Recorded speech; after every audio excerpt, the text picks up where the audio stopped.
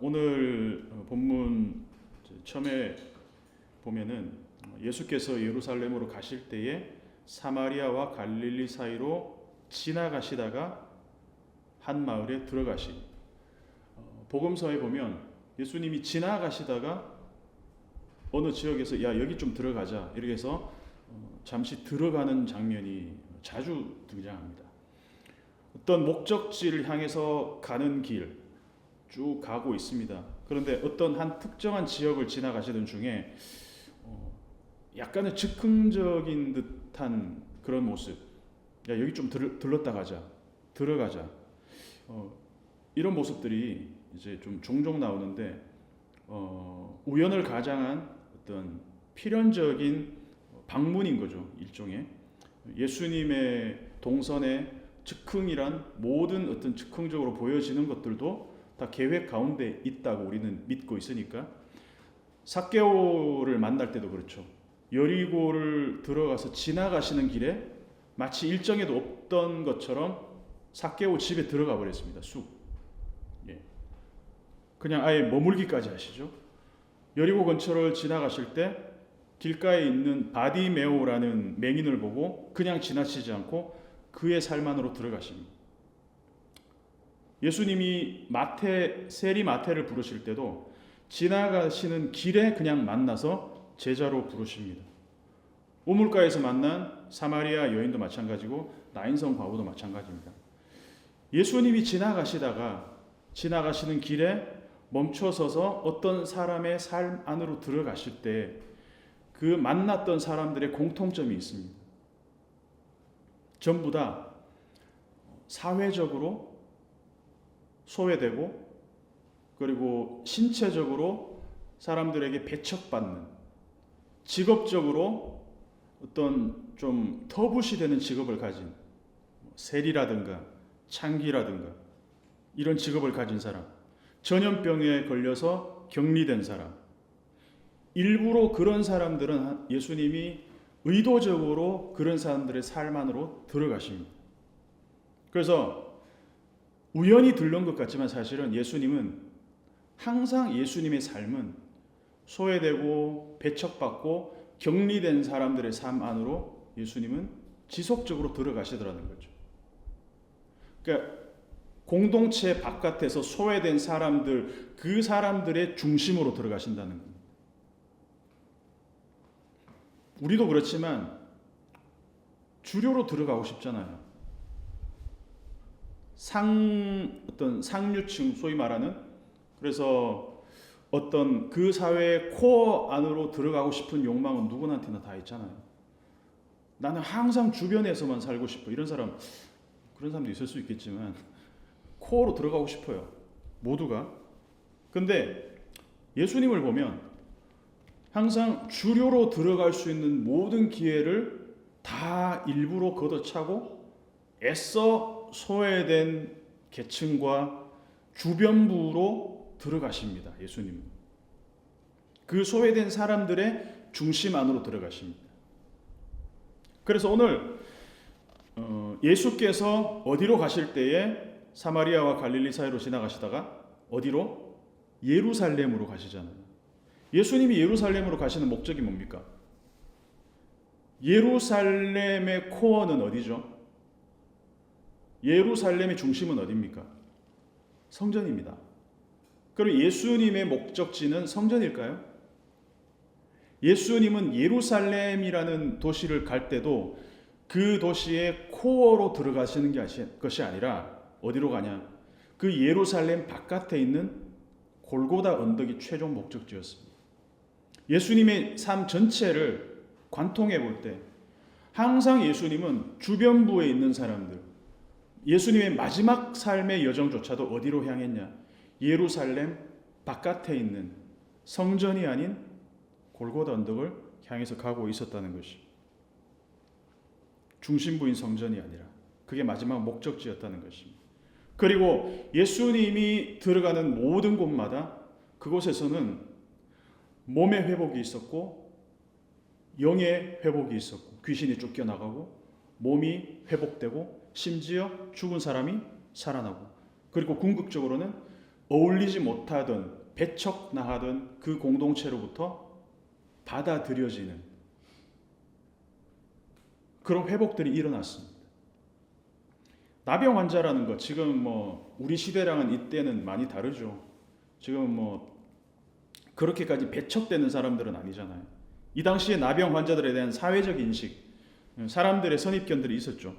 우리보다 훨씬 더 심각했습니다. 그래서 레위기 13장을 보면 나병 걸린 사람들은 진 밖으로 아예 격리되도록 율법으로 정해져 있었습니다. 그래서 오늘 본문에 등장하는 10명의 나병 환자들도 어떤 격리된 공간에서 살고 있었을 것 같아요.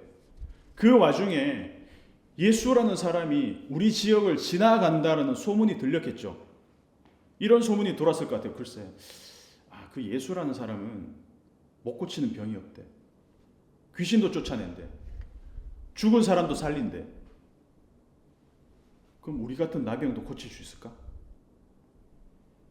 그 중에 한 명이 그렇게 얘기했을 것 같아요. 껌이지. 껌이지라고 얘기는 하진 않았겠지만 죽은 사람도 살리는 양반이 나병 정도야 쉽게 고치시겠지라고 생각하지 않았을까요? 그 사람들이. 이 사람들은 격리에 익숙한 사람들입니다. 자기들이 예수님이 이 지역을 지나가시더라도 우리가 예수님 앞에 다가갈 수 없어요. 그죠? 그러니까 이 사람들이 할 수 있었던 최선의 방법이 뭐냐 하면 멀리 서서 예수님이 지나가는 동선에서 최대한 가까이 모여서 한꺼번에 소리 지르는 거였습니다. 멀리 서서 소리를 질러야 돼요. 저거니야 지나간다 이러면서 한꺼번에 멀리 서서 10명의 나병 환자들이 목청껏 소리 높여 멀리서 소리 지릅니다. 한 번만 질렀을까요? 저기요 예수님 선생님 여기 이렇게 소리 질렀을까요? 이 기회가 지나가면 우리는 더 이상 이 나병이 회복될 기회는 없다라고 생각하면 무인도에 이렇게 떨어진 사람이 배 한 척 지나가는 거 보면 그 목숨 걸고 소리 지르지 않겠습니까? HELP 이렇게 적어놓고 막 미친 듯이 막 목에 피가 날 정도로 소리 질렀을 것 같아요. 그러다가 예수님 아닌데 막 먼저 지나가는 사람 보고 또 소리 질렀다. 아니야, 이 사람 아니야 이러면서 진짜 예수님 지나가실 때 소리를 질렀을 것 같아요. 예수 선생님, 우리를 불쌍히 여기시옵소서. Have mercy on us. 소리를 질렀을 것 같습니다. 여기서 엘레손이라는 불쌍히 여기다라는 표현이 쓰고 있습니다. 우리 키리에 엘레이손 그 미사곡에 자주 등장하는 것이 주여 우리를 불쌍히 여기소서. 그래서 복음서에서 이 불쌍히 여기다라는 불쌍히 여겨달라는 말을 누가 하는가 봤더니 이 엘레손을 누가 쓰는가 봤더니 귀신 들린 딸을 가진 사람, 눈먼 사람, 간질병 걸린 아들을 가진 아버지, 이 사람들이 주로 엘레손, 이 불쌍히 여겨달라는 이 말을 썼더라고요. 하나같이 아주 처참한 상황에 있는 사람들이 불쌍히 여겨주십시오라는 표현을 썼습니다. 절규에 가까운 것이죠. 자, 나의 이 건강이 결핍된 우리 몸 안으로 우리의 삶 안으로 들어와 달라는 이 외침을 듣고 예수님이 그 자리에 멈춰섰습니다. 14절 한번 읽어볼게요. 14절 시작. 보시고 이르시되 가서 제사장들에게 너희 몸을 보이라 하셨더니 그들이 가다가 깨끗함을 받은지라. 예수님은 이미 이 사람들이 외치기 전부터 모든 상황을 꿰뚫고 있었겠죠. 그죠? 그래서 예수님이 보시고 제자들한테 물어봤을까요? 뭔 소리야? 누가 이렇게 소리 질러? 그게 아니고 보시고 그 자리에서 바로 이르시되 누가 날 불러? 이렇게 하지 않고 나병 환자들의 외침을 듣자마자 곧바로 바로 보시고 이르시되 가서 보고 이르시되 가라 제사장들에게 그리고 너희 몸을 보여라. 망설임이 없습니다. 자, 이것도 레위기 13장 14장에 나오는 그 정결법에 대한 그 율법을 그대로 예수님이 매뉴얼대로 이 사람들에게 지침을 알려주는 거예요. 제사장들에게 가서 보여야 그 당시에는 제사장들이 어떤 역할까지 했냐? 의사 역할까지 했습니다. 제사장이 진찰할 때 이건 나병이다. 그렇게 진찰이 되면 어떻게 되냐? 진 밖으로 쫓겨나야 돼요. 격리됩니다. 그리고 나병이 다 나았어. 그러면 다시 들어올 수 있다. 그 모든 이 공증을 누구한테 받느냐? 제사장. 그죠? 그래서 이 장면에서 우리는 예수님의 위대함을 볼 수 있습니다. 어떤 장면이 위대하냐? 앞에 누가복음 5장을 먼저 한번 볼게요. 예수님이 먼저 나병 환자를 또 치유한 적이 있습니다. 앞에 5장을 한번 찾아서 5장 12절부터 읽어보겠습니다. 같이 읽어볼게요. 12절부터 14절까지 시작.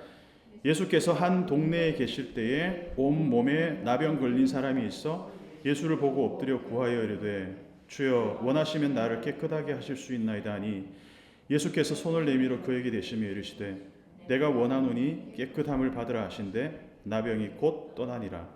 예수께서 그를 경고하시되 아무에게도 이르지 말고 가서 제사장에 네 몸을 보이고 또 네가 깨끗하게 됨으로 인하여 모세가 명한 대로 예물을 드려 그들에게 입증하라 하셨더니. 자, 예수님이 나병 환자를 고치면서 제사장에 네 몸을 보이라 이렇게 말씀하십니다. 고치신다. 내가 예수님이었으면 너 나병 걸려서 고생 많지. 지금까지 누구한테도 도움을 못 받았지. 내가 고쳐줄게. 내가 고쳐줄 수 있어. 제사장도 못 고치는 병이야. 근데 나는 고쳐줄 수 있어. 저는 그렇게 했을 것 같아요. 그래서 가능한 한 많은 사람들 모아놓고 치유 집회를 했을 것 같습니다. 근데 예수님은 이 사람한테 거의 협박에 가까운 경고를 하십니다. 뭐라고 경고하냐면 아무에게도 이르지 말고 제사장에게 가서 몸을 보이라 이렇게 말합니다. 자기가 했다라는 그 내가 나의 능력을 통해서 너를 고쳤다. 이거를 아무한테도 얘기하지 마라. 함구하고 오히려 율법에 적힌 매뉴얼대로 하고 하셨다는 것이죠. 그리고 제사장에게 보이고 모세가 명한 대로 이것도 매뉴얼입니다.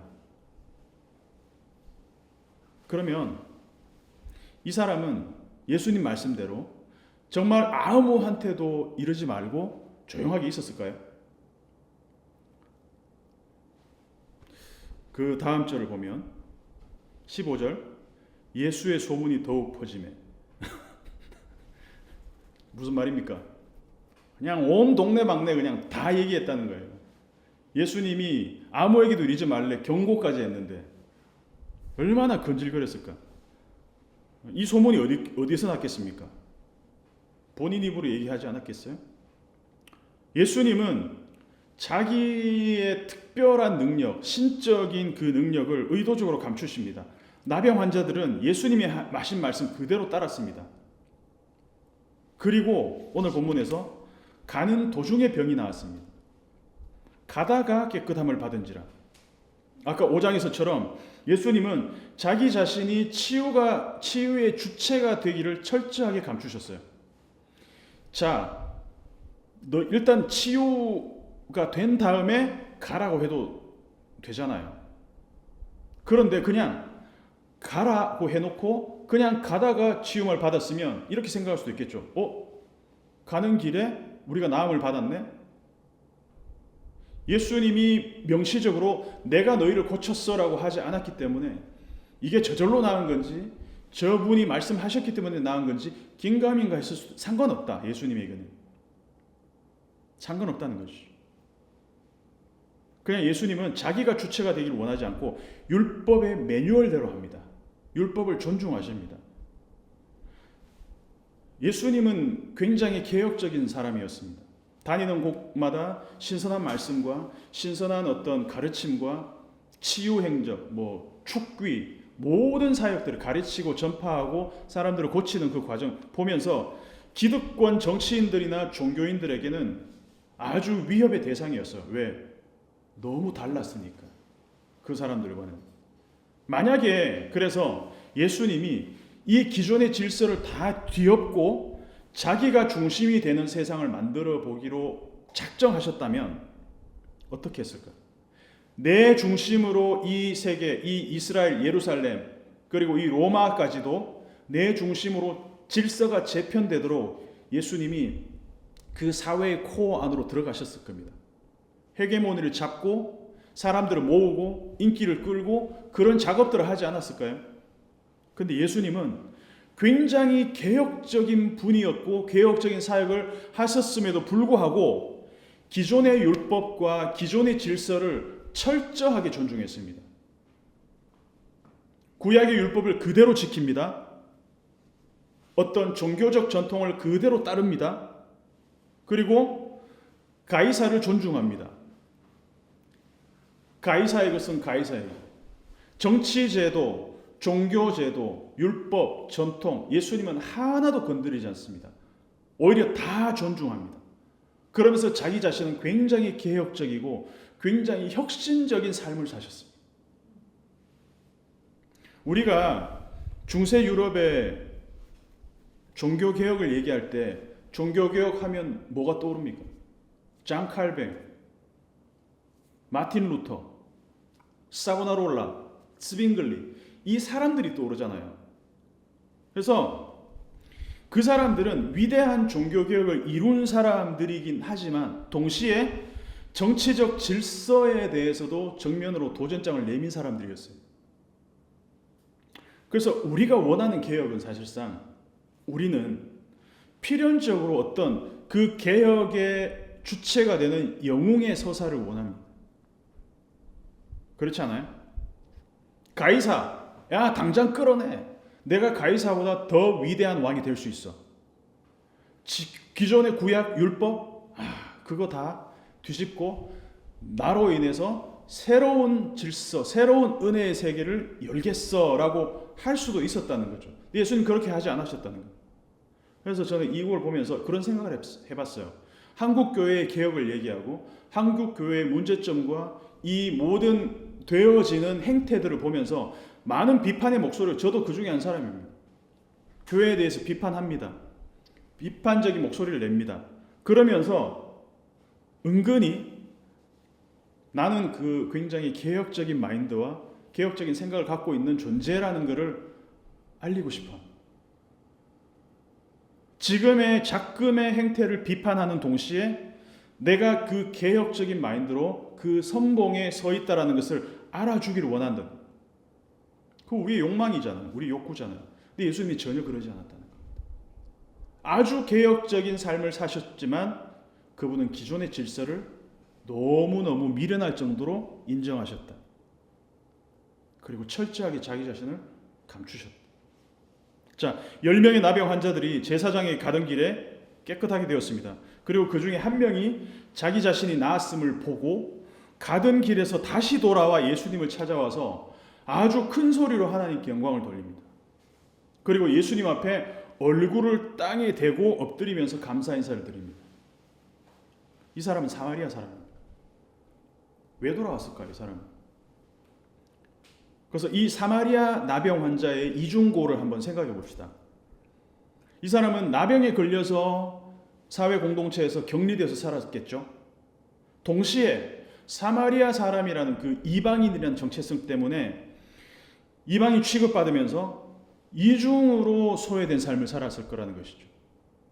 이방인인 동시에 나병 환자야. 그러니까 여러모로 서러운 삶을 살았을 것 같아요. 아마도 이 10명의 나병 환자들 가운데서도 그 안에서도 이 사람은 사마리아 사람이었기 때문에 그 격리된 사람들의 중에서도 소외된 삶을 살지 않았을까라고 한번 추측해 볼 수가 있습니다. 소외된 자 중에서도 소외된 자였습니다. 이 사람이 예루살렘에 있는 제사장에 가다가 어떤 계기로 다시 예수님께 돌아왔을까? 예수님은 물으시죠. 나머지 9명은 어디 있는지 물으십니다. 예수님이 다 깨끗함을 받았는데 왜 한 사람만 왔냐? 자, 예수님이 뭐라고 말씀하시는지 17절, 18절 예수께서 대답하여 이르시되 10사람이 다 깨끗함을 받지 아니하였느냐? 그 9은 어디 있느냐? 이 이방인 외에는 하나님께 영광을 돌리러 돌아온 자가 없느냐?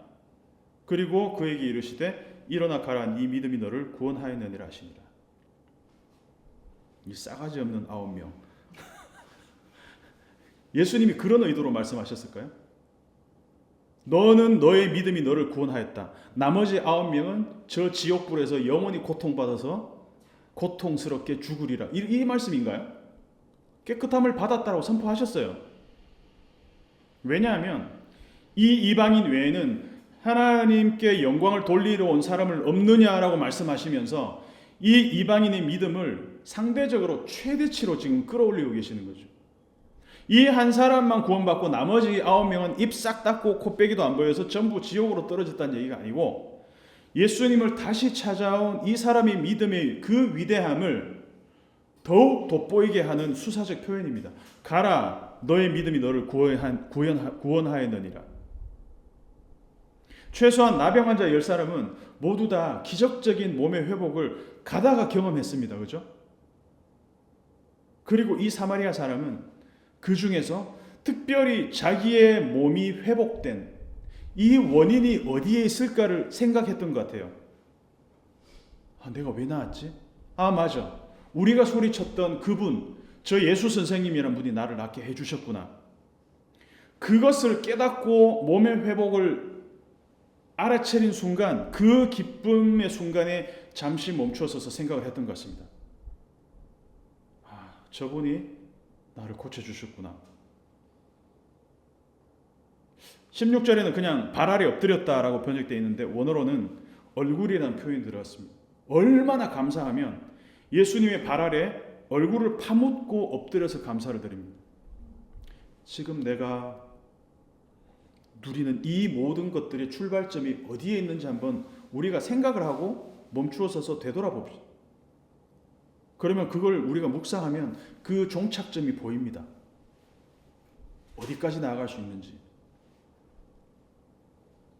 저는 이 본문으로 설교를 준비하면서 지금 내가 누리는, 물론 좀 비만의 상태이긴 하지만 몸의 건강, 어쨌든 간에 일상적인 생활을 하고 있지만 물질적인 풍요하다는 게 그런 풍요는 아니더라도 어쨌든 내가 돈 빌리러 다니지 않은 정도의 이 풍요함, 주변의 사람들, 여러분들을 포함한 모든 물적, 인적, 환경적 풍성함의 근원이 어디 있는지 정말 오랜만에 제가 한번 생각해 보았습니다. 멈추어서서. 그 모든 종착점, 마지막 그 시작점이 어디 있냐를 따지고 올라가 보니까 주님으로부터 비롯되지 않은 것은 하나도 없구나. 끝에 우리가 부를 모든 것이 은혜롭구나. 그냥 입 빨린 소리가 아닌 거저 주어진 것들밖에 없구나. 내 몸에 음식물이 들어가서 내 이빨로 씹는 이 행위부터 몸 밖으로 배출되는 모든 과정까지 내 의지와 노력과 상관없이 하나님이 내 몸의 장기를 만들어 놓으신 그 시스템 안에서 모든 것이 완벽하게 내가 자는 동안에도 우리에게 영양을 공급하고 불필요한 부분들은 몸 밖으로 배출된 그 모든 시스템이 주님이 설계해 놓으시고 만들어 놓으신 그 은혜 가운데 이루어지는구나. 나는 그냥 침대에 몸을 누이고 잠을 잤을 뿐인데 내가 자는 동안에도 내 몸 안의 모든 세포들 각자의 영역에서 쉬지 않고 완벽하게 나의 쉼은 돕고 있었구나. 그 생각을 좀 하게 됐습니다. 내가 먹든지 마시든지 쉬든지 자든지 일을 하든지 매 순간에 하나님은 나의 생명이 유지될 수 있는 시스템을 24시간 가동해 주십니다. 그런즉 너희가 먹든지 마시든지 무엇을 하든지 다 하나님의 영광을 위하여 하라. 그렇게 되었으면 좋겠습니다. 우리 모두가. 내가 속이 안 좋아서 약을 먹으면 그 약의 화학작용을 통해서 내가 나은 것이 아니라 그 약이 내 몸 안에서 회복할 수 있게 하나님의 일하심의 결과로 이루어진 것이다. 그럼 나는 다행이다. 좋아져서 라고 끝날 게 아니라 내 몸이 회복되었다. 다행이다. 좋아졌다. 라고 그냥 가던 길 가는 것이 아니라 주님이 나를 낫게 하셨지 라고 불현듯 깨닫게 되어서 다시 감사의 자리까지 되돌아오는 것이죠. 이 모든 것의 원인은 주님께 있었구나. 그래서 그 사람은 그거를 너무너무 처절하게 깨닫고 주님께 돌아오지 않을 수가 없었다는 것이죠. 그때 주님께 영광과 감사를 드리지 않을 수가 없다라는 것입니다. 거기까지 이 사마리아 사람은 그 생각이, 그 묵상과 사고의 범위가 확장된 것이죠. 그 결과가 어디냐? 주님 앞에 엎드렸다는 것, 돌아온 것이. 멀리 서서 예수 선생님, 우리를 불쌍히 여기소서라고 소리치는 것 외에는 할 수 없었던 이 사람은 지금 예수님의 발 앞에서 엎드려 있는 자리까지 가까워졌습니다. 예수님, 물리적으로. 그래서 나의 태도, 우리의 태도를 한번 돌아봤으면 좋겠습니다. 예수님은 누구보다 개혁적인 분이셨지만 기존의 질서를 뒤집고 자기 자신을 드러내려고 하지 않았습니다.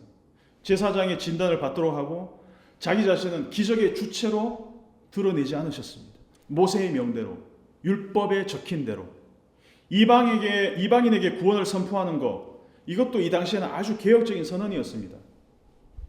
한 영혼의 구원에 대해 그렇게 민감하시면서 소외된 이들을 더욱더 살피셨습니다. 그리고 그에 대한 감사로 사마리아인이 예수를 찾아와서 감사드렸습니다. 그러면 나는 어떤 태도로 살아야 될 것인가?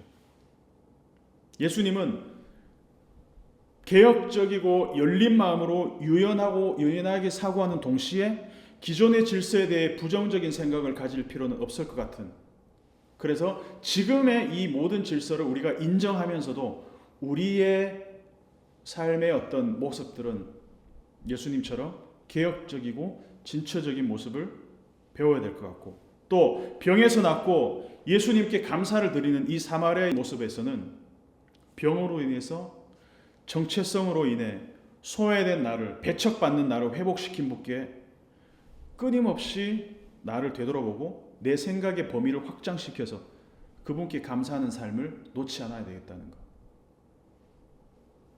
그래서 오늘 말씀은 예루살렘의 십자가로 가는 길, 그 길에서 예수님은 일부러 지나가시다가 들어가시는 모습을 볼 수가 있습니다. 그래서 예수님에게는 예루살렘의 성전이 아닌 예루살렘의 그 주변 변두리, 그 변두리가 목적지였던 것처럼 이 사회의 중심부, 코어를 이루고 있는 제사장들, 정치인들, 종교인들, 기득권들이 아닌 그 주변부에 있는 사람들의 삶 안으로 들어가기를 원하셨다는 것. 그리고 멀리서 소리치는 사람들이 결국은 예수님께 나아올 수 있는 것. 경계에서 중심으로, 그래서 예수님은 우리를 경계에서 예수님 가운데로 끌어당기는 자석과 같은 것이죠. 멈추어서서 생각했던 그 한 사람, 저 예수라는 분이 아니었다면 나는 여전히 병을 안고 살아가겠지. 저분께 지금 돌아가서 감사드려야 돼. 혹시 예수님을 만나지 못할까 봐 얼마나 빠른 걸음을 뛰어갔겠습니까? 예수님을 놓칠까 봐. 그러면서 멀리 돌아오는 길에 예수님을 멀리서 발견하고 큰 소리로 하나님께 영광을 돌리며 뛰어갔습니다. 큰 소리로. 그러면서 헐떡이는 숨을 겨우 진정시키고 그분의 발 아래 얼굴을 파묻었습니다. 선생님 감사합니다. 선생님 정말 감사합니다. 선생님이 저를 살려주셨습니다. 정말 감사합니다. 이게 우리의 태도가 됐으면 좋겠습니다. 저부터. 주님이 우리를 살리셨습니다. 우리가 찾아간 것이 아니라 주님이 우리를 찾아오셨습니다. 잠시 멈추어 서서 생각해 봤으면 좋겠습니다. 내가 누리는 이 모든 것들 중에 은혜가 아닌 것이 하나도 없고 감사하지 않은 것이 없겠구나. 감사하는 삶이 회복되기를 바랍니다.